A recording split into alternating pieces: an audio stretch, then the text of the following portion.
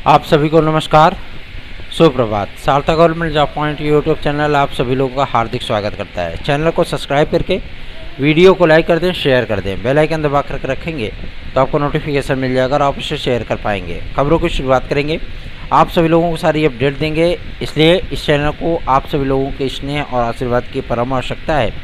और बहुत जल्दी ही इस चैनल का नाम अब परिवर्तित होने चल रहा है। सार्थक गवर्नमेंट जॉब पॉइंट से हटा करके आप सभी लोगों को कुछ नया सा देखने के लिए मिलेगा और इस चैनल का नाम परिवर्तित किया जाएगा। खबरों की शुरुआत करेंगे। 830 32 72 282 इस व्हाट्सएप नंबर पर आप लोग नोट्स आज बुक कर सकते हैं। और हमारे जितने यात्रीगण भाई बंधु हैं वो सभी लोग अपने नाम और फीस रसीद के साथ, ठीक है, हमें व्हाट्सएप करें 830 32 72 282 पर, क्योंकि एक बार चेकआउट होगी लिस्ट जो है उसके बाद इसको कोर्ट में सबमिट किया जाएगा। अभी जो विद्यार्थी हमारे साथ टीजीटी पीजीटी 2016-2021 की याचिका में जुड़ना चाहते हैं वो तमाम विद्यार्थी हमें मैसेज करके जुड़ सकते हैं। और आप सभी लोगों को मैं बता दूं, ये एक गोल्डन अपॉर्चुनिटी है जिसे आप सभी लोगों को कैश करना चाहिए, चाहे वो 2016 का विद्यार्थी हो या 2021 टीजीटी पीजीटी का।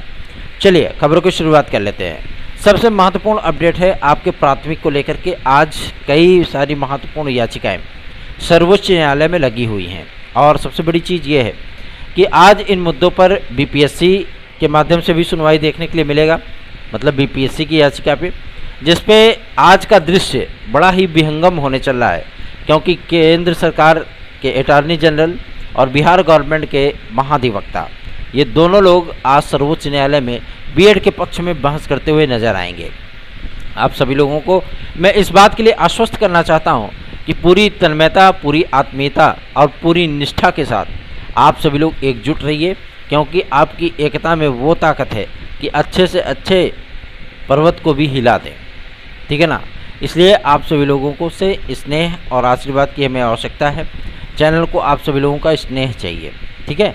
चलिए आगे बढ़ते हैं। अब बात करेंगे आपके केवीएस के मुद्दे को लेकर के। केवीएस पीआरटी का रिजल्ट कब तक आएगा, कब तक जारी होगा, मैं आप सभी लोगों को बता दूं, सर्वोच्च न्यायालय में चल रही विभिन्न प्रकार की याचिकाओं के क्लेरिफिकेशन के बाद ही इस रिजल्ट पर विचार किया जाएगा, ठीक है ना। चूँकि बीएड के विद्यार्थी जो प्रोसीजर में हैं या जो इसमें नई डिग्रियां ले रहे हैं, साथ ही साथ जो पुराने विद्यार्थी हैं उन विद्यार्थियों को पीआरटी में सम्मिलित कराने के लिए विद्यार्थियों ने कल कैंडल मार्च भी किया था।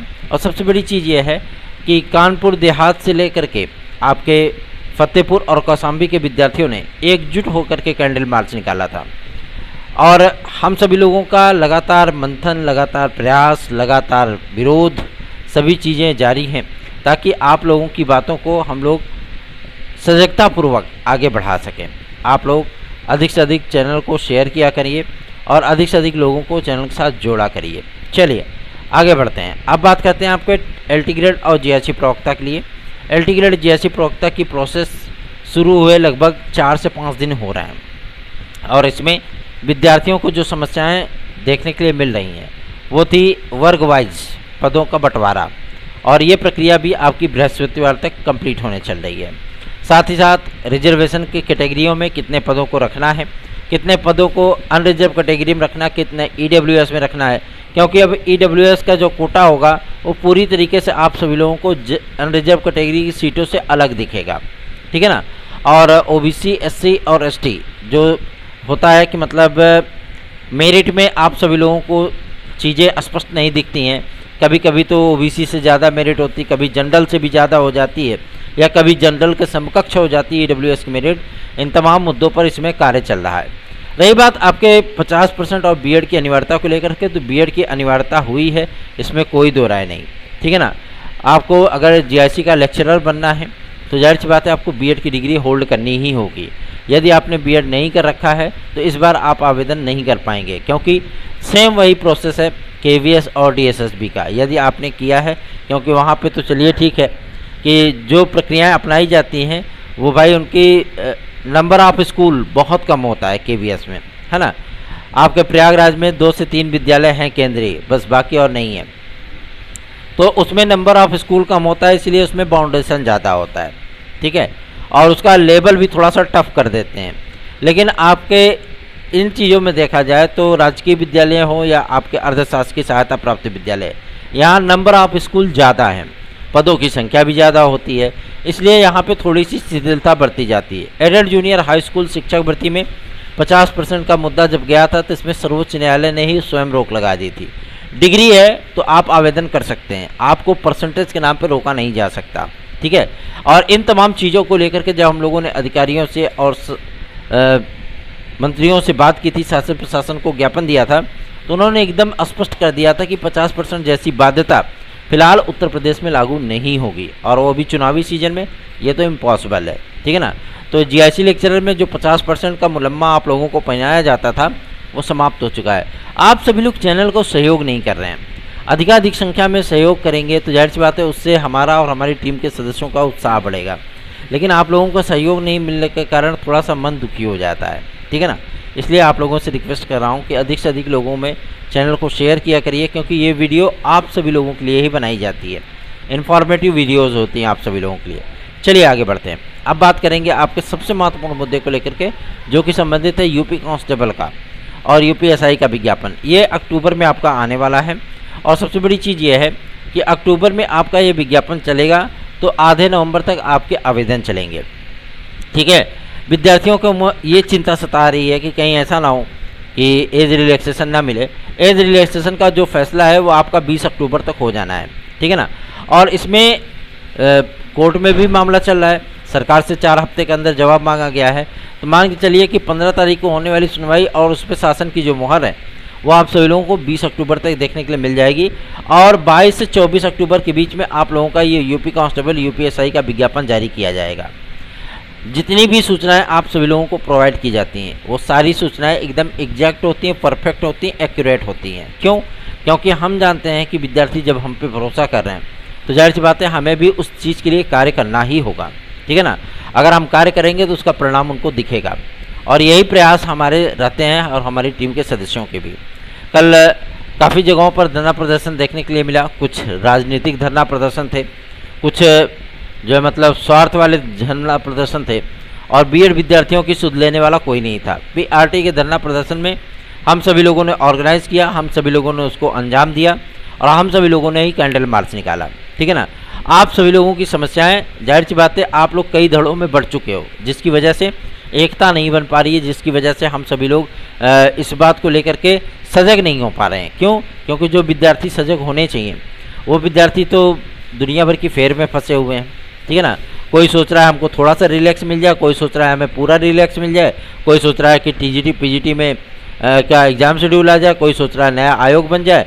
तो अगर आप सभी लोग पीआरटी में आना चाहते हो तो कम से कम आप सभी लोगों को तो रिलैक्स देना ही होगा। और बीटीसी और डीएलएड के आगे सरकार नहीं झुकी है, और ना ही अभी प्राथमिक शिक्षक भर्ती का कोई विज्ञापन आपका जारी होने वाला है। प्राथमिक शिक्षक भर्ती का विज्ञापन अभी फिलहाल नहीं जारी होगा, क्योंकि इस विज्ञापन को जारी होने के लिए बीएड के पक्ष में आप सभी लोगों को क्लेरिफिकेशन देखने के लिए मिलेगा, तभी चीज़ें स्पष्ट हो पाएंगी। डीएलएड और बीटीसी वाले विद्यार्थी एकजुट होकर के भी प्राथमिक शिक्षक भर्ती का विज्ञापन नहीं जारी करा सकते। क्यों? क्योंकि इसके लिए दबाव की राजनीति करनी पड़ेगी। जब तक आप कायदे का दबाव नहीं बनाएंगे तब तक प्राथमिक शिक्षक भर्ती का विज्ञापन जारी नहीं होगा, आप कितना भी चिल्ला लो। क्यों? क्योंकि सरकारी रिकॉर्ड पे स्टूडेंट और टीचर रेशियो बराबर है, ठीक है ना। उनको अभी शिक्षक की आवश्यकता नहीं है, भले पद रिक्त हैं तो क्या हुआ, वो पद रिक्त हैं वो आप लोगों के लिए रिक्त हैं ना, वो हम लोग जानते हैं कि पद रिक्त हैं, लेकिन गवर्नमेंट की नज़र में वो स्टूडेंट और टीचर रेशियो एकदम बराबर है, ठीक है। और आप सभी लोगों को मैं बताना चाहता हूँ कि जो ये शिक्षक भर्ती आपकी 6 to 8 होगी, मतलब मिडिल स्तर की जो शिक्षक भर्ती होगी, ये शिक्षक भर्ती भी शिक्षा सेवा चयन आयोग के माध्यम से होगा, और शिक्षा सेवा चयन आयोग के माध्यम से ही सारी चीज़ें देखने के लिए मिलेंगी आपको। एडल्ट जूनियर से लेकर के आपकी एलटी ग्रेड और जीआईसी प्रवक्ता आपका आयोग से आ रहा है, और इसी अक्टूबर में इनको क्लियर करना होगा, एकदम स्पष्ट करना होगा सारी चीज़ें, ठीक है ना। ये किसी भी प्रकार का कोई बहानाबाजी नहीं कर सकते। जो जो इनकी समस्याएं थी एलिजिबिलिटी को लेकर के, जो जो इनकी समस्याएं थी सब्जेक्ट कम्बिनेशन को लेकर के, जो जो समस्याएं थी इनकी एज रिलैक्सेशन को लेकर के, वो 20 अक्टूबर तक एकदम क्लियर हो जाएगा, ठीक है ना। तो आप सभी लोगों के विज्ञापन के लिए जो सैद्धांतिक इनको मंजूरी चाहिए तो वो भी मिल गई। बीएड के समकक्ष क्या रहेगा ये भी क्लियर हो गया, ठीक है, कि बीएड के समकक्ष क्या रहने वाला है। जो नई डिग्रियां इसमें सम्मिलित की गई हैं चाहे आपका मैथमेटिक्स में हो, ठीक है ना, मैथमेटिक्स लेक्चरर में भी कई नई डिग्रियां आई हैं, ऑनर्स की डिग्रियां भी इसमें सम्मिलित हुई हैं। साथ ही साथ आपके बायोलॉजी सब्जेक्ट में भी काफ़ी सारी नई डिग्रियां सम्मिलित हुई हैं। तो इन सभी डिग्रियों को लेकर के जो विद्यार्थियों में एक कसमकस था, वो कसमकस अब दूर हो चुका है, ठीक है ना। और जिसे यूजीसी अप्रूवल देता है, जिसे यूजीसी मान्यता देता है, उन सभी डिग्रियों को इसमें वैलिड किया गया है। और जो विद्यार्थी सब्जेक्ट कॉम्बिनेशन को लेकर के टीजीटी पीजीटी के लिए, वो विद्यार्थी कितने आवेदन करेंगे वो तो वही जाने, लेकिन उनका जो ये मुद्दा था, जाहिर सी बात है मेरे ख्याल से अगर बहुत लोग आवेदन करेंगे तो 50,000, इससे ज़्यादा कोई आवेदन करने वाला नहीं है। क्योंकि इनका फील्ड और स्टूडेंट का फील्ड जो उसमें प्रॉपरली तैयारी कर रहे हैं, उसमें उन दोनों में ज़मीन आसमान का फ़र्क होता है। क्यों? क्योंकि वो शुरुआत से ही वही सिलेबस पढ़े हुए होते हैं, वही सब्जेक्ट उन्होंने पढ़ा हुआ होता है, और इन्होंने 2 वर्षों के भीतर बीएड की डिग्री कंप्लीट कर रखी होती है, और बीएड की डिग्रियों में इनको जो है वही सब्जेक्ट पढ़ना पड़ता है, ठीक है ना। तो जाहिर सी बात है कि इस तैयारी के इस लेवल पे अगर आपने मेहनत करी है 6 महीने, तो जाहिर सी बात है आपको सफलता मिल जाएगी। लेकिन अगर आप सोचो कि 2 महीने या 1 महीने के भीतर आप एलटी ग्रेड और जीएससी प्रवक्ता क्रैक कर सकते हो, तो ये आपकी सबसे बड़ी भूल है, ठीक है ना। आप 1.5 महीने के भीतर टीजीटी और पीजीटी क्रैक कर सकते हो, वो हो जाएगा, लेकिन आपकी एलटी ग्रेड और जीएससी प्रवक्ता क्रैक करने का आपको कम से कम 6 महीने का वक्त चाहिए। इसलिए कह रहा हूँ, तैयारियों में जुट जाइए, और कैसे भी करके इस बार आप सभी लोगों को सफलता अर्जित करनी ही होगी। अदरवाइज़ नई शिक्षा नीति लागू होने के बाद बहुत सारा सिस्टम बदल जाएगा, और जो शिक्षा सेवा चयन आयोग है वो उसी बेस पे काम करेगा जो बेस नए शिक्षा सेवा चयन आयोग का बनाया गया है और नई शिक्षा नीति बनाई गई है।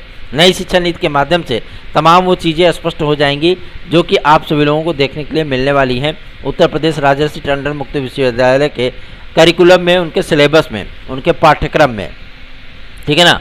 जो कोर्सेज वो चला रहे हैं वो नई शिक्षा नीति के अनुसार ही चला रहे हैं।